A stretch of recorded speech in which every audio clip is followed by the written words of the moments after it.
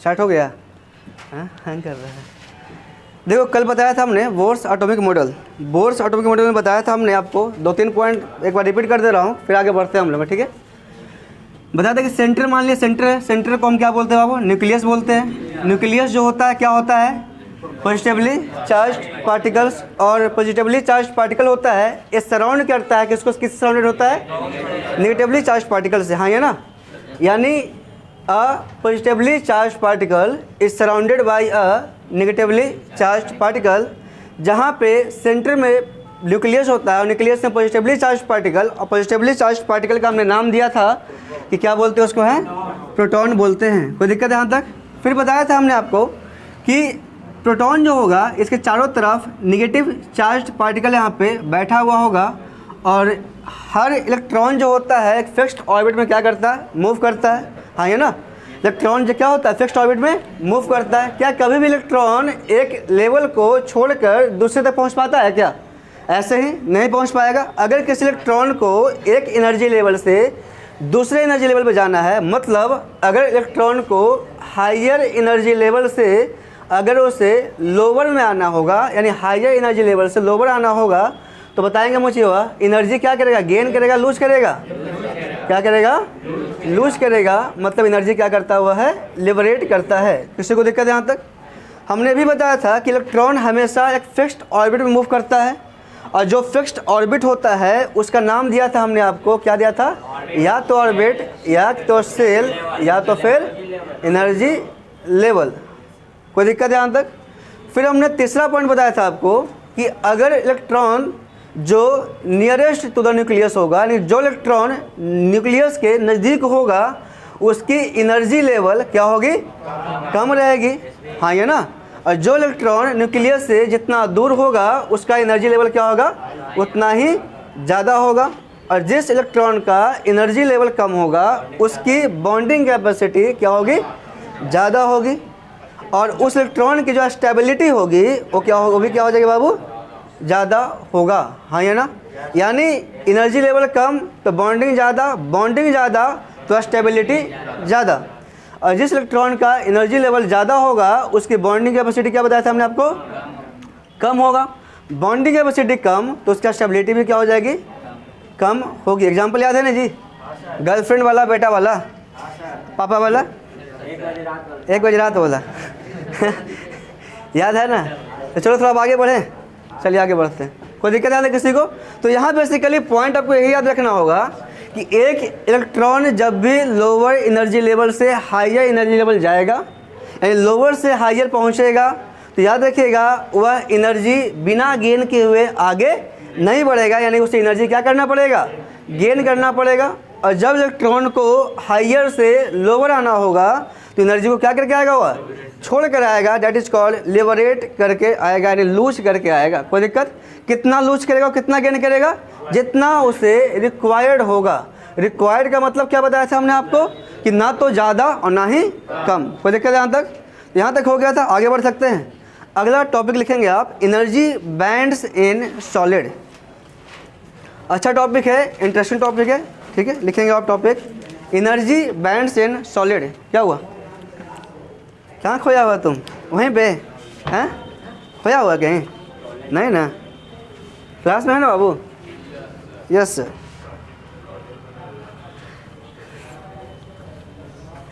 आजकल का बच्चा कॉलेज में खोएगा तो फिर पढ़ लिख लेता है, IITian बन जाता है। खोया कहीं और ही है, समझा? हाँ,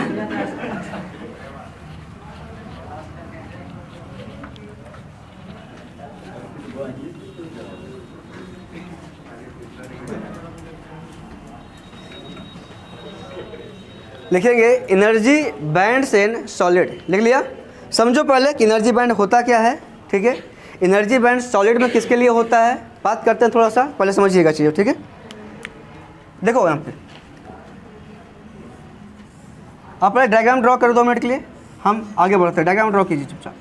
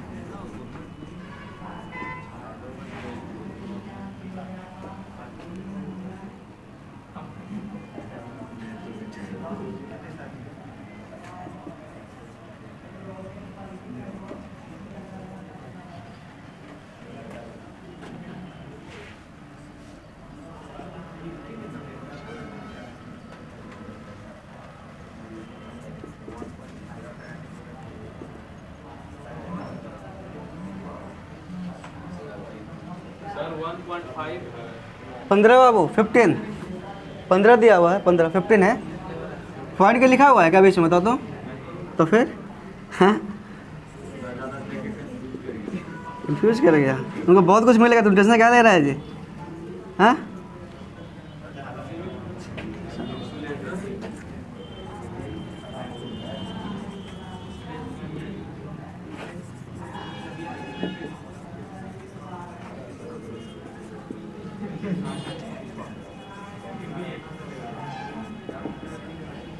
चलो डायग्राम ड्रॉ कर लिए हैं तो आगे बढ़ें।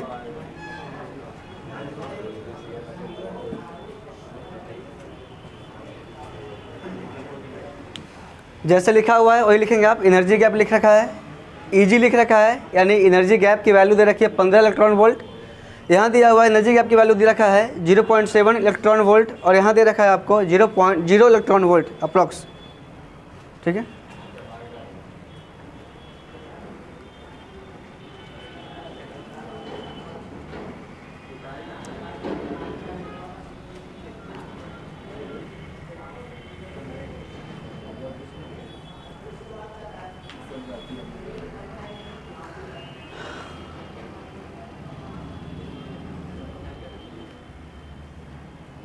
हो गया।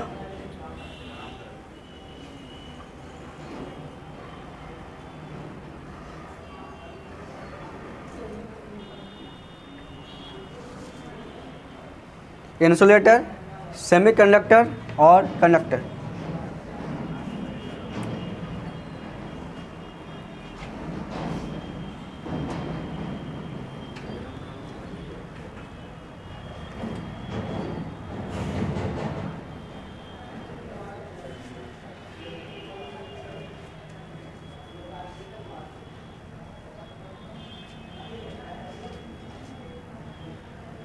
साइन कर रहा है क्या? चमक रहा है?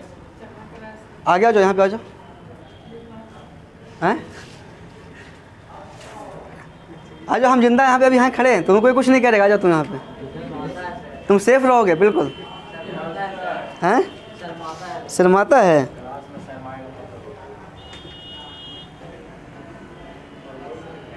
चलो बात करें, शुरू करें। आइएगा, देखो यहाँ पे डायग्राम दे रखा है आपको, है वैलेंस बैंड दिया हुआ है और क्या दे रखा है कंडक्शन बैंड। और बीच की जो गैप को, यानी gap between the valence band and conduction band को क्या बोलते हैं हम लोग? हैं एनर्जी गैप, यानी फॉरबिडन एनर्जी गैप। यानी याद रखेंगे, हम सब लिखवाएंगे आपको, पहले समझते रहिए आप कि द गैप बिटवीन, जो भी गैप हमारा वैलेंस बैंड और कंडक्शन बैंड के बीच का गैप रहेगा उसको क्या बोलते हैं? Energy gap. उसी का नाम देते हैं forbidden energy gap. Forbidden energy gap का मतलब होता है वही चीज़ है, फॉरबिडन एनर्जी गैप, यानी या तो एनर्जी गैप बोलिए या क्या बोलिए उसको, फॉरबिडन एनर्जी गैप बोले आप। ठीक है, डायग्राम हमने 3 दे रखा आपको, है इंसुलेटर का, सेमीकंडक्टर का और किसका दिया हुआ है? कंडक्टर का। इंसुलेटर, सेमीकंडक्टर और कंडक्टर में आप देख रहे होंगे कि वैलेंस बैंड आपका यहाँ पे भी, वैलेंस बैंड यहाँ पे भी, वैलेंस बैंड यहाँ पे भी। आप यहाँ देख रहे होंगे कंडक्शन बैंड यहाँ भी, कंडक्शन बैंड यहाँ भी और कंडक्शन बैंड यहाँ भी। लेकिन डिफरेंस कहाँ आ रहा है बाबू? सिर्फ और सिर्फ एनर्जी गैप का। यानी यहाँ पे एनर्जी गैप देख रहे होंगे कि जो डिस्टेंस है, जो गैप दिया हुआ है वैलेंस बैंड का और कंडक्शन बैंड का, और बहुत बड़ा दे रखा है।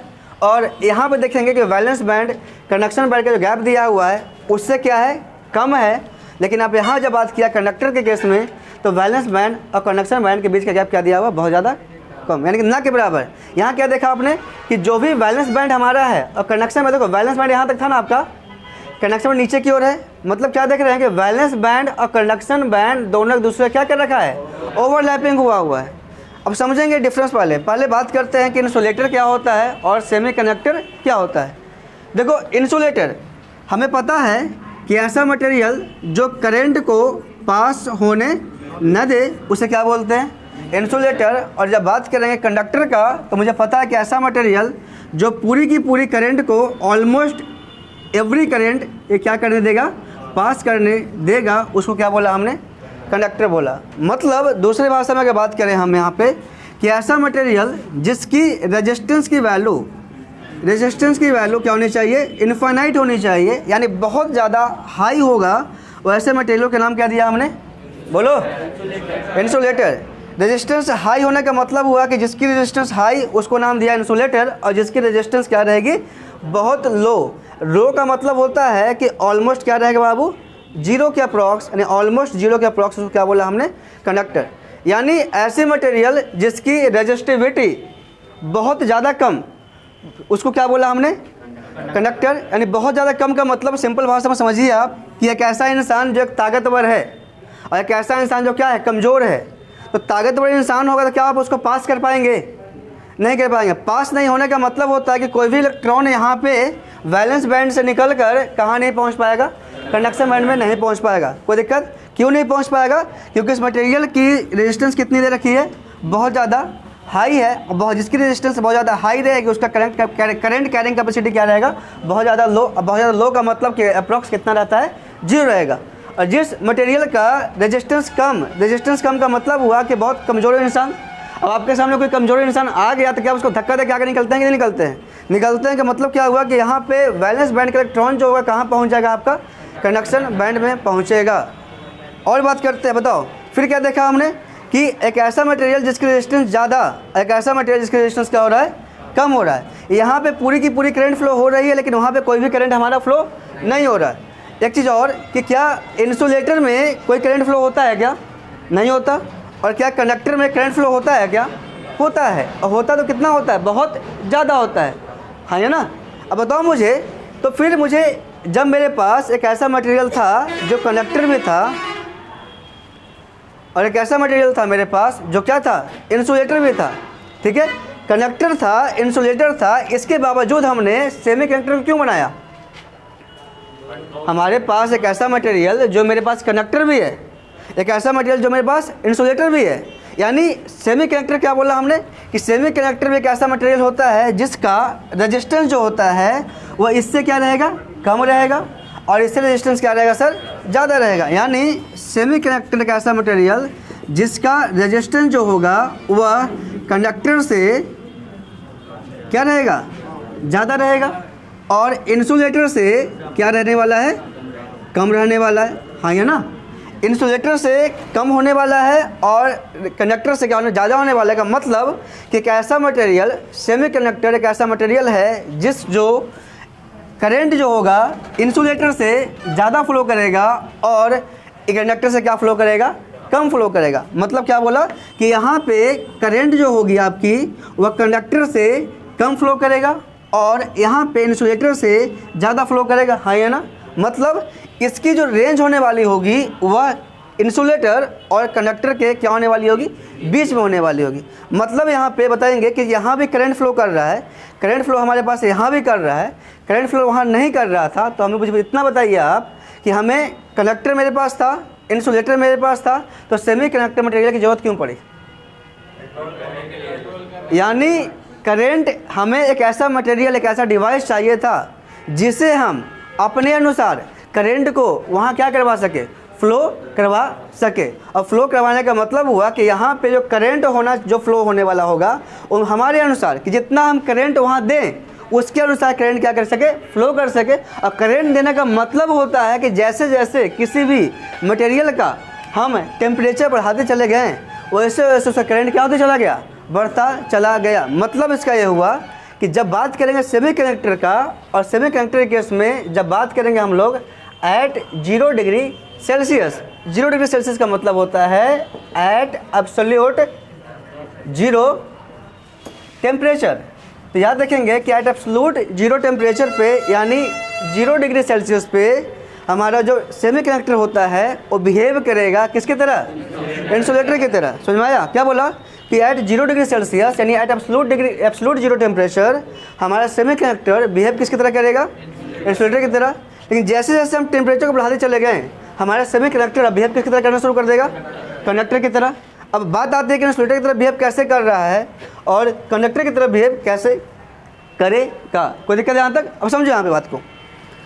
दो एग्जाम में अगर आता है, एग्जाम में क्वेश्चन में अगर तो क्या लिख दोगे, आंसर मिल जाएगा कि सेमी कंडक्टर इंसुलेटर एक ऐसा मटेरियल जो करंट को पास न होने देता है और कंडक्टर एक ऐसा मटेरियल जो करंट को पास होने देता है। और दूसरा क्या कि सेमी कंडक्टर एक ऐसा मटेरियल जो इंसुलेटर से करंट ज़्यादा पास करेगा और कंडक्टर से करंट कम पास करेगा। नंबर मिल जाएगी, नहीं मिलेगी। अब बच्चा आप किसके हैं सर? इलेक्ट्रिकल का। तो इलेक्ट्रिकल का बच्चा होने के साथ साथ जो डेफिनेशन आपके वो किसके तरह होगे? इलेक्ट्रिकल के तरह होगे। आप समझिएगा ध्यान से यहाँ पे चीज़ें, ध्यान दीजिएगा। किसके तरह? करंट की तरह। देखो यहाँ पे दो बातें आएगी। एक बात यहाँ पे आपने क्या देखा? Balance band. दूसरा क्या देखा आपने? Conduction band. कंडक्शन बैंड का काम होता है करंट को क्या करवाना? कंडक्ट करवाना। क्या करवाना? कनेक्ट करवाना। और करंट कंडक्ट तभी करेगा जब यहाँ पे इलेक्ट्रॉन की मात्रा होगी। मतलब जितना ज़्यादा इलेक्ट्रॉन आपका कंडक्शन बैंड में रहेगा उतना ज़्यादा करंट क्या करेगा? पास करेगा। लेकिन याद रखिएगा कि at room temperature, eight normal temperature, हमेशा जो भी इलेक्ट्रॉन होता है आपकी, चाहे बात इंसुलेटर की करें, चाहे बात सेमी कंडक्टर की करें, चाहे बात किसकी करें? कंडक्टर की करें, तो एट रूम टेम्परेचर पूरा का पूरा इलेक्ट्रॉन जो होता है आपका वैलेंस बैंड में क्या होता है? बैठा हुआ रहेगा। ठीक है, यानी more the number of electron in valence band, यानी जितना ज़्यादा इलेक्ट्रॉन आपका वैलेंस बैंड में होगा, ठीक है, वो कंडक्टर यानी वो आपका मटेरियल उतना ही ज़्यादा रेजिस्टिव होगा। क्या बोला हमने? कि more the number of electron in valence band means more will be it's resistivity. मतलब जितना ज़्यादा इलेक्ट्रॉन आपका वैलेंस बैंड में होगा उतना ज़्यादा उसकी क्या रहेगी? रेजिस्टिविटी रहेगी। और जिस मटेरियल का रेजिस्टिविटी ज़्यादा होगा वो मटेरियल हमारा कंडक्टर की तरह बिहेव करेगा कि इंसुलेटर की तरह बिहेव करेगा? इंसुलेटर की तरह बिहेव करेगा। हाँ, ये ना। तो हमने क्या बोला कि एट रूम टेम्परेचर चाहे मटेरियल क्या हमारा हो, इंसुलेटर हो, चाहे मटेरियल क्या हमारा हो, सेमी कंडक्टर, चाहे मटेरियल क्या हमारा हो, कंडक्टर, हर केस में रूम टेम्परेचर पे जो मटेरियल होता है यानी कि इलेक्ट्रॉन जो होता है, इलेक्ट्रॉन कहाँ बैठे रहता है बाबू? बैलेंस बैंड में। क्या बताओ, रड हमारे पास है, रड को रूम टेम्परेचर पे छोड़ दिया हमने, तो क्या इसको छुएंगे तो मुझे करंट लगेगा? नहीं लगेगा। यानी जब तक इसको हमने सप्लाई नहीं दिया, सप्लाई देने का मतलब हीट इंक्रीज किया हमने। हीट इंक्रीज करने का मतलब क्या हुआ कि इलेक्ट्रॉन जो था यहाँ बैठा हुआ बॉन्ड बना के टूटा और ब्रेक करके कहाँ पहुँचा? कंडक्शन बैंड में। याद रखिएगा फिनोमिनन क्या होता है, ध्यान समझते रहिएगा। फिनोमिनन यहाँ पे क्या होगा कि स्टार्टिंग फेज में हर इलेक्ट्रॉन कहाँ प्रेजेंट होता है? बोलो, बैलेंस बैंड। जिंदा है ना जी? आवाज़ आनी चाहिए। अब इलेक्ट्रॉन कहाँ प्रेजेंट होता है? वैलेंस बैंड में। इलेक्ट्रॉन वैलेंस बैंड में प्रेजेंट होने का मतलब होता है कि यहाँ पे सभी का सभी इलेक्ट्रॉन क्या बना के बैठा होता है? बॉन्ड बना के बैठा होता है। कोई दिक्कत? बॉन्ड बना के बैठने का मतलब कोई भी इलेक्ट्रॉन यहाँ पे फ्री हमारा नहीं है। फ्री नहीं होने का मतलब क्या होता है कि सभी एक दूसरे से चिपके हुए हैं। कोई भी फ्री नहीं होने का मतलब कि इलेक्ट्रॉन जब फ्री होगा तभी वहाँ पे कंडक्शन प्रोसेस स्टार्ट होगा। अब बताइएगा कि जब यहाँ पे इलेक्ट्रॉन बॉन्ड बना के बैठा हुआ है, जब हमने इस इलेक्ट्रॉन पे हीट दिया यानी इस बॉन्ड पे क्या किया हमने? प्रोड्यूस किया, हीट प्रोड्यूस किया। हीट प्रोड्यूस कैसे करेंगे? सप्लाई देकर। हाँ, ये ना, सप्लाई दिया। एग्जांपल पहले समझो। पहले आप मान लिए कि आप हैं, आपके पापा हैं और लड़का की वाइफ है। एग्जांपल समझो पहले। एक आप हैं, सुनो पहले क्या बोल रहे हैं? क्या बोल रहे हैं जी? हाँ, जीरो केल्विन। हाँ, क्या लिख? नहीं, zero kelvin, zero kelvin, zero kelvin, zero kelvin कर देना। अब देखो सर, सुनो पहले क्या बोला हमने? एक आप है, एक आपके कौन है बाबू? बोलो। अरे क्या और कौन है तीसरा एग्जांपल में? पापा। आप और आपकी वाइफ दोनों सही से रह रहे हैं घर में, ठीक है। झगड़ा हुआ पापा से। पापा झगड़ा होने का मतलब क्या होता है? घर का माहौल गर्म होना कि ठंडा होना? बोलो, गर्म होना। घर का माहौल गर्म हुआ तो एक आपका, पहले आप कहाँ बैठे हुए थे? Balance band. यानी पहले आप कहाँ पे थे? अपने घर में। हाँ, ये ना। माहौल ज़्यादा गर्मा गर्मी हुआ तो क्या आप इस घर में बैठेंगे कि छोड़ेंगे घर को? घर को छोड़ के कहाँ पहुँचेंगे? और कंडक्शन बैंड में पहले आप बैलेंस बैंड में थे, रेस्ट पोजीशन पे थे। रेस्ट पोजीशन पे होने का मतलब कोई काम आप वहाँ पे नहीं कर रहे थे। हाँ, ये ना। सुनो, उसको यहाँ पे डिविएशन हो रहा है, बार बार यहाँ मत देखो, यहाँ सामने देखो मेरे को, ठीक है। तो मैं बताऊँ उसको देख रहा है बार बार, सामने देखो ना, समझा रहे हैं इस चीज़ को, सामने देखो। यहाँ पे क्या बोला हमने पहला एग्जांपल कि आप और आपकी वाइफ हैं, दोनों आराम से रह रहे हैं। पापा वहाँ पे हैं, ठीक है। पापा के साथ झगड़ा हुई और झगड़ा होने का मेन रीज़न कौन होती है? हाँ? कौन होती है? क्या बोल रहा है जी? पत्नी जी बोल रहा है। अच्छा सुनो यहाँ पे, तो अब सुनो, हो गया मजाक हो गया। अब सुनो, समझो पहले, अब मजाक नहीं हो गया, सुनो समझो पहले क्या बोला हमने। एक आप हैं, ठीक है। एक कौन है बाबू? आपकी वाइफ। दोनों एक साथ रह रहे हैं आप अच्छे से, पापा भी रह रहे हैं अच्छे से, तीनों में माहौल शांत था। शुरू के स्टेज में जब पत्नी आई घर में तो आप भी उसी घर में थे जहाँ आपके पापा थे, आपकी पत्नी भी किस घर में? उसी घर में आई। कोई दिक्कत है यहाँ पे? मतलब स्टार्टिंग फेज में आप थे कहाँ पे? वैलेंस बैंड में। यानी वैलेंस बैंड में आप एक बॉन्ड बना के बैठे थे कि नहीं बैठे थे? बॉन्ड बना के बैठे थे। बॉन्ड बना के बैठने का मतलब आप यहाँ पे किस पोजीशन में थे बाबू? स्टेबल पोजीशन में थे। जैसे ही आपकी पत्नी का कुछ झगड़ा किसके साथ हुआ? पापा के साथ। शुरू में धीरे धीरे करेंगे, धीरे धीरे एक एक बात यहाँ से, क्योंकि वाइफ का मतलब क्या होता है? वाईफाई। अब वाईफाई क्या करती है? सिग्नल देते रहेगी, एक एक बात को यहाँ पहुँचाते रहेगी। हाँ ये ना कि ऐसे ऐसे हुआ, ऐसे हुआ, ऐसे हुआ, ये बेचारा बर्दाश्त करते रहेगा। कुछ दिन के बाद अगर माहौल ज़्यादा गर्म हो गया तो बॉन्ड को आप स्टेबल रखेंगे। बॉन्ड अनस्टेबल हुआ, अनस्टेबल हुआ। बॉन्ड जब अनस्टेबल हुआ तो आप टूटेंगे कि जुटे हुए रहेंगे? टूटेंगे। और टूटने का मतलब हुआ कि आप यहाँ से छोड़ के कहाँ पहुँचेंगे? दूसरी जगह पे, यानी दूसरे घर में पहुँचेंगे। यहाँ पे जब शुरू के केस में पापा थे, आप जबकि वाइफ थे, तो यहाँ कोई काम कर रहे थे क्या? आप नहीं कर रहे थे। लेकिन जब यहाँ सब टूट कर दूसरे घर पहुँच गए, दूसरे घर पहुँचने का मतलब हुआ कि आप और आपकी वाइफ यहाँ पहुँचे, पापा अभी भी यहीं पे हैं। तो आप जब इस घर में गए तो क्या बैठे रहेंगे कि कुछ काम करेंगे? खाना के लिए, पीने के लिए कुछ काम करेंगे ना। तो क्या बोला? इलेक्ट्रॉन पहले कहाँ बैठा हुआ था? Balance band. बैलेंस बैंड में कैसे बैठा हुआ था? बॉन्ड बना के बैठा हुआ था। और बॉन्ड बना के बैठा के किस पोजीशन पे था? स्टेबल बैंड में था। अब सुनिएगा, जैसे जैसे इंक्रीज किया हमने इलेक्ट्रॉन, जो बॉन्ड बनाया हुआ था, बॉन्ड टूटना शुरू हुआ। टूटने का मतलब हुआ कि जो एक इलेक्ट्रॉन था अब कितना इलेक्ट्रॉन बन गया? दो। जो दो इलेक्ट्रॉन था, कितना इलेक्ट्रॉन बनेगा बाबू? 4। जो 4 था कितना बनेगा? बोलो। 8। मतलब क्या बोल रहा हूँ कि एक इलेक्ट्रॉन से 2 इलेक्ट्रॉन, 2 से कितना हुआ? 4, फिर 4 से कितना हुआ? 8। मतलब 8 से कितना हो जाएगा? 16, 16 से कितना हुआ? 32, 32 से कितना हुआ? 64। यानी मैक्सिमम इलेक्ट्रॉन अब यहाँ पे आ चुका है, फ्री स्टेट में आ चुका है। और फ्री स्टेट में आने का मतलब क्या हुआ? टेम्परेचर बढ़ाते जा रहे हैं, इलेक्ट्रॉन फ्री होते जा रहा है। और फ्री होने का मतलब क्या? एक दूसरे से टकराएगा नहीं टकराएगा? टकराने का मतलब कोलिजन होना। जैसे क्या बोला, शुरू में आप एक पापा मम्मी थे, उनका बच्चा हुआ था, बच्चा घर में झगड़ा करता कि नहीं करता है? तो वही यहाँ पे हो रहा है। एक बॉन्ड बनाया हुआ इलेक्ट्रॉन था, एक बॉन्ड बना रखा था, 1 से 2 हुआ, 2 से 4, 4 से 8, 8 से 16, 16 से 32, अब 32 से 64। यानी कि मैक्स जितना ज़्यादा अपने हीट इंक्रीज करते गए, बॉन्ड आपका टूटता हुआ चला गया। और टूटने का मतलब हुआ कि इलेक्ट्रॉन मोशन में आता है। मोशन में मतलब कि जितना इलेक्ट्रॉन मैक्सिमम होते चला गया, वहाँ पे उसकी काइनेटिक एनर्जी क्या होती गई? बढ़ते गई। अब काइनेटिक एनर्जी बढ़ने का मतलब होता है कि एक इलेक्ट्रॉन दूसरे इलेक्ट्रॉन से क्या करना शुरू कर देगा? कोलिजन करना शुरू करेगा, झगड़ा होना शुरू होगा। झगड़ा होने के बाद क्या इंसान या कोई भी होता एक घर में रह पाता है क्या?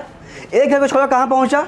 Conduction band. और कंडक्शन बैंड में किस स्टेट में पहुंचा हुआ है? स्टेबल स्टेट या फ्री स्टेट में? फ्री स्टेट में। और क्या बताया कि इलेक्ट्रॉन को, यानी करंट को सप्लाई होने के लिए हमें फ्री इलेक्ट्रॉन चाहिए या बॉन्ड इलेक्ट्रॉन चाहिए? तो यहाँ जो इलेक्ट्रॉन पहुंचा, फ्री पहुंचा कि बॉन्ड में पहुंचा? फ्री में। फ्री में पहुंचने का मतलब यहाँ पे क्या करेगा? जाके हुआ कंडक्ट करेगा। और कंडक्ट किया मतलब free electron will give rise to conduction of electron, मतलब कंडक्शन ऑफ करंट। हाँ या ना? यानी क्या बोला कि जैसे जैसे इलेक्ट्रॉन फ्री होते चला गया, इलेक्ट्रॉन कहाँ पहुँचते चला गया? कंडक्शन बैंड में। And maximum number of electron in the conduction band means maximum will be its current carrying capacity. मतलब जितना ज़्यादा इलेक्ट्रॉन कंडक्शन बैंड में पहुँचेगा उतना ज़्यादा करंट कैरिंग कैपेसिटी उस मटेरियल की हो जाएगी। कोई दिक्कत यहाँ तक? अब ध्यान सुनिएगा। अब क्या बोला कि चूंकि यहाँ पे कंडक्टर के केस में, याद रखेंगे, कंडक्टर के केस में मैक्सिमम नंबर ऑफ इलेक्ट्रॉन कहाँ पहुँचता है? कंडक्शन बैंड में। फिर बताओ मुझे यहाँ पे कि वैलेंस इंसुलेटर के केस में क्या यहाँ पे इलेक्ट्रॉन पहुँच पाता है क्या? रीजन क्या है? इसके बीच का एनर्जी गैप ज़्यादा। एनर्जी गैप ज़्यादा होने का मतलब इलेक्ट्रॉन को वैलेंस बैंड से पहुँचने के लिए कहाँ पे? कंडक्शन बैंड में इतना एनर्जी उसको ऑक्युपाई करनी पड़ेगी, गेन करनी पड़ेगी, जो कम से कम बराबर हो, किसके बराबर हो? एनर्जी गैप के बराबर। हमने कल सिखाया था ना आपको कि इलेक्ट्रॉन को जो लोअर एनर्जी लेवल पे होगा, अगर उसको हायर एनर्जी लेवल पे जाना होगा तो एनर्जी गेन करेगा। एनर्जी कम से कम कितना गेन करेगा? जितना उसको ज़रूरत होगी। हाँ या ना? और ज़रूरत होने का मतलब क्या हुआ कि जितना उसको एनर्जी गैप को क्रॉस करने की ज़रूरत होगी, कम से कम उतना तो करेगा ही करेगा। अगर उतना ऑक्युपाई नहीं कर पाया तो क्या वैलेंस बैंड का इलेक्ट्रॉन कंडक्शन बैंड पहुँच पाएगा? नहीं पहुंच पाएगा। और चूंकि एनर्जी गैप बहुत ज़्यादा होगा तो यहाँ पे आप इंसुलेटर के केस में कितना भी टेम्परेचर को क्यों न राइज कर दीजिए, और कभी भी इलेक्ट्रॉन आपका यहाँ से निकल के यहाँ नहीं पहुँच पाएगा। एक 10 साल का बच्चा है मान लीजिए, 10 साल का बच्चा कभी कोई काम कर सकता है क्या? आप उसको कितना भी गाली दे दो घर में, कितना भी पीट दीजिए, कितना भी उसको उठा के पटक दीजिए, वो बोलेगा कि सर हम घर छोड़ के चल जाएंगे? कहीं बोलता है? नहीं बोलता। मतलब वो बच्चा जो है वो किस स्टेज में होता है? इंसुलेटर स्टेज में होता है, हाँ या ना? लेकिन जैसे ही आप थोड़ा सा बड़ा होते हैं, बड़ा होने के मतलब आप अपने एज को ले लीजिए, तो अपने एज में 2 तरीके का लड़का मिलेगा। थोड़ा सा गुस्सा कीजिए, टेम्परेचर घर के बढ़ाएगा, बच्चा कभी कभी क्या बोलेगा कि ज़्यादा गुस्सा नहीं, तब घर छोड़ के भाग जाओ, बोलता है ना? आप बोलते हैं ना सर। लेकिन आप जब कंडक्शन स्टेट में आ गए, कंडक्शन स्टेट का मतलब होता है जब आप कमाना शुरू कर दिया आपने, तो हल्का सा टेम्परेचर बढ़ेगा। जा रहे हैं हम करते हैं ना, यानी घर को छोड़ रहे हैं हम।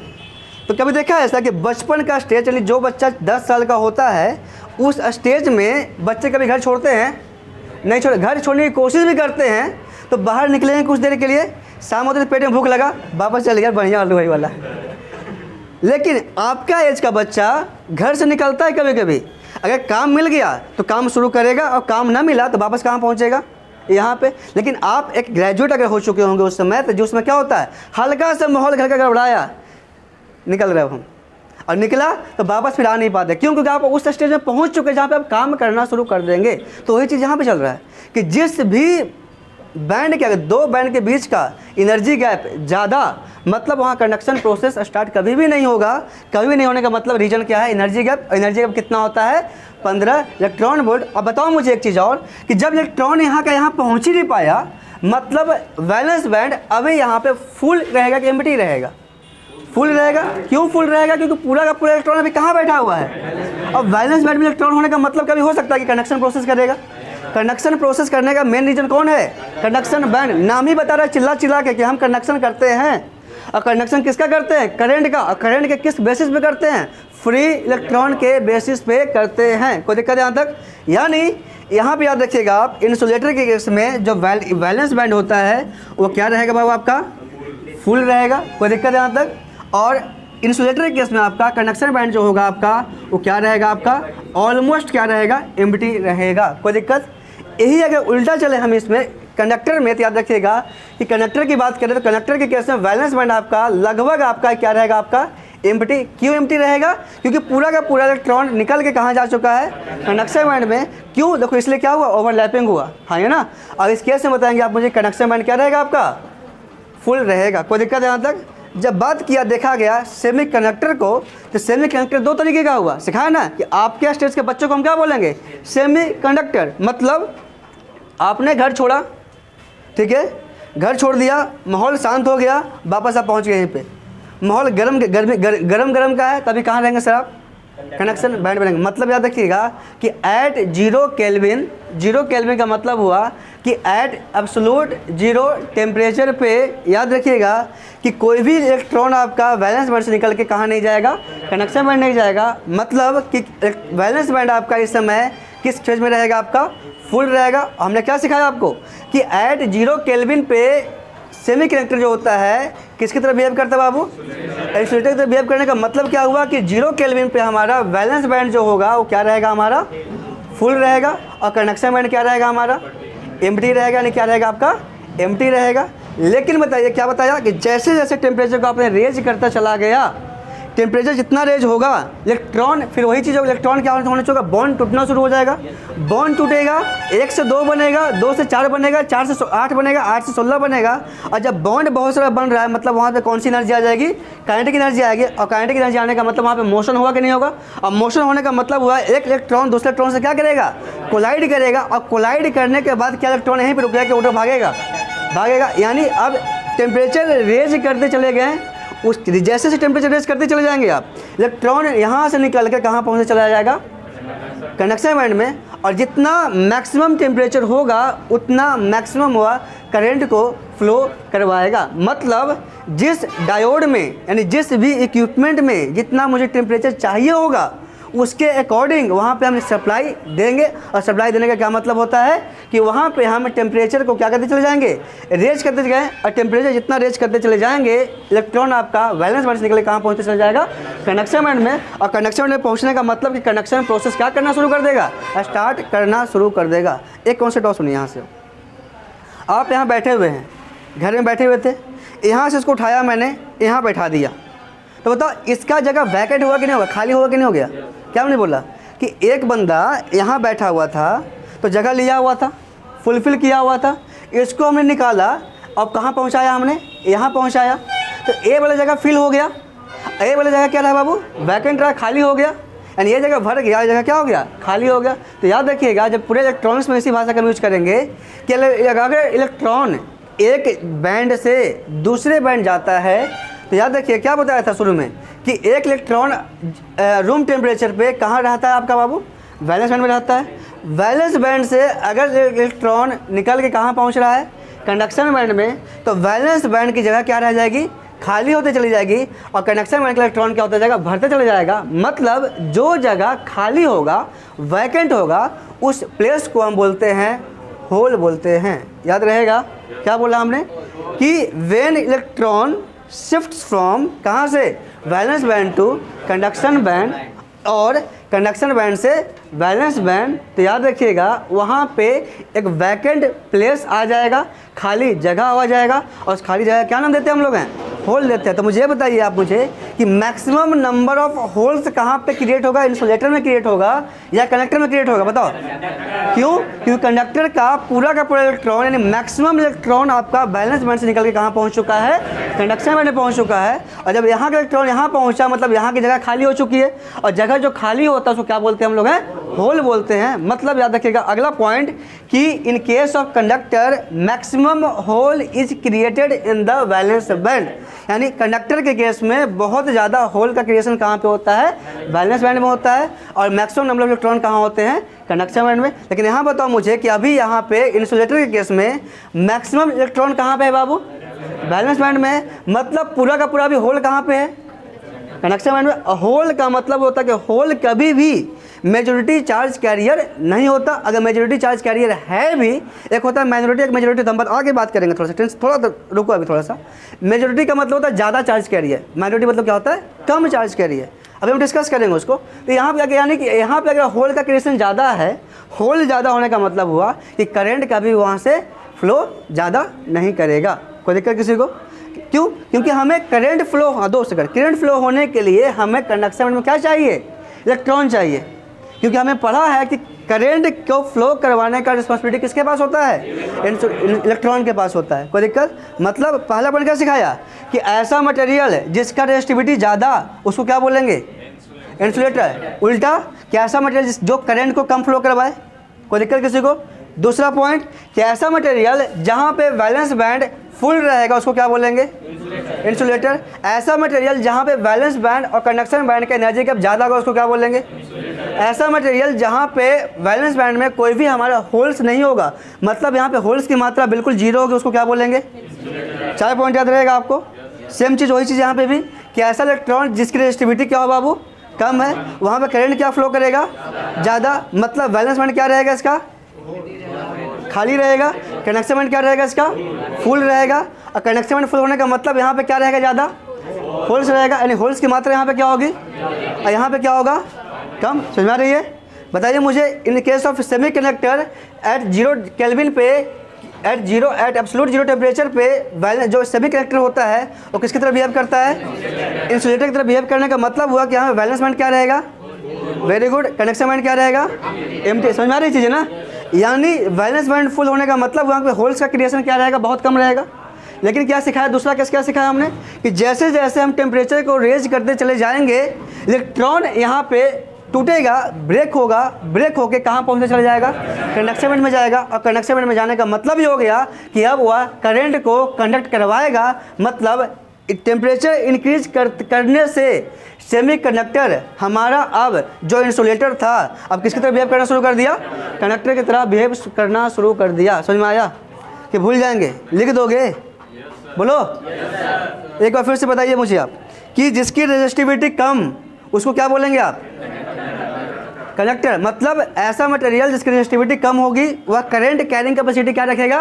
ज़्यादा। और करंट कैरिंग कैपेसिटी ज़्यादा कहाँ पे होता है? बोलो तेज बोलो। Very good. अब ऐसा मटेरियल जिसकी रेजिस्टिविटी बहुत ज़्यादा हाई है क्या बोलेंगे उसको? इंसुलेटर। क्यों बोलेंगे कि जिसकी रेजिस्टिविटी ज़्यादा उसका करंट कैरिंग कैपेसिटी उतना ही कम। कोई दिक्कत?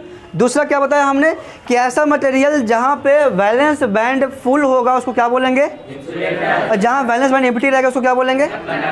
यानी मतलब कि जहाँ पे कंडक्शन बैंड क्या रहेगा बाबू, खाली रहेगा, क्या बोलेंगे उसको। और जिसका कंडक्शन बैंड ज़्यादा रहेगा उसको, जिसमें कंडक्शन बैंड में इलेक्ट्रॉन की मात्रा ज़्यादा होगी उसको क्या बोलेंगे, कंडक्टर बोलेंगे।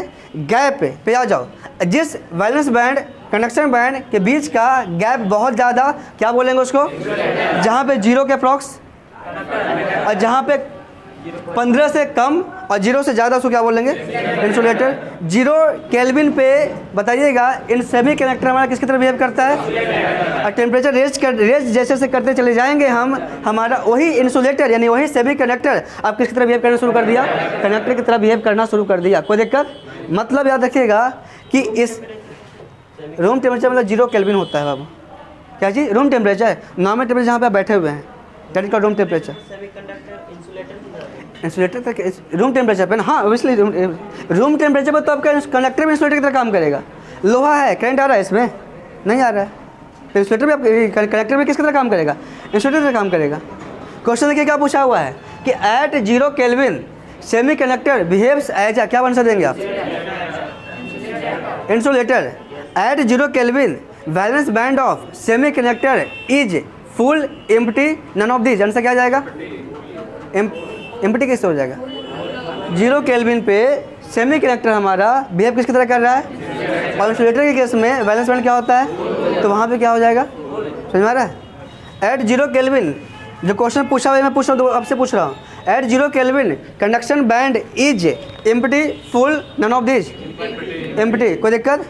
As we raise the temperature of the semiconductor, as we raise the temperature of semiconductor, जैसे जैसे हम सेमी कंडक्टर का टेम्परेचर रेज करते चले जाएंगे, इलेक्ट्रॉन शिफ्ट होता है कहाँ से कहाँ, कंडक्शन बैंड से वैलेंस बैंड की, वैलेंस बैंड से कंडक्शन बैंड। समझ में आ रही है, बनेगा कि नहीं बनेगा। द मटेरियल हुज रेजिस्टिविटी, ऐसा मटेरियल जिसकी रेजिस्टिविटी लाइज करेगा इंसुलेटर और कंडक्टर के बीच में, उसको क्या बोलते हैं, सेमी कंडक्टर बोलते हैं। कोई दिक्कत। ऐसा मटेरियल जिसकी करंट कैरिंग कैपेसिटी इंसुलेटर से ज़्यादा होगी और सेमी कंडक्टर से कम होगी, उसको क्या बोलेंगे आप, याद रहेगा। हम सेमी कंडक्टर पे फोकस क्यों कर रहे हैं, क्योंकि पढ़ना आपको क्या है, सेमी कंडक्टर पढ़ना है। कोई दिक्कत यहाँ तक, याद रहेगा। बस यहाँ से 2 पॉइंट आप याद रखिएगा। पहला पॉइंट कि अगर वैलेंस बैंड फुल है तो इंसुलेटर, वैलेंस बैंड खाली है तो कंडक्टर। दूसरा पॉइंट, टेम्परेचर रेज करते रहेंगे या रेज करते चले जाएंगे तो वैलेंस बैंड का इलेक्ट्रॉन ब्रेक होकर फ्री होकर कहाँ पहुँच जाएगा, और कंडक्शन बैंड में जो इलेक्ट्रॉन पहुँचेगा वह फ्री स्टेट में रहेगा, और फ्री स्टेट इलेक्ट्रॉन जो होता है वही हमारा करंट को कैरी करने के लिए रिस्पॉन्सिबल होता है। कोई दिक्कत यहाँ तक, और समझना है, बंद कर दो उसको फिर से बाबू। Forbidden energy gap, the gap between valence band and conduction band is called as forbidden energy gap.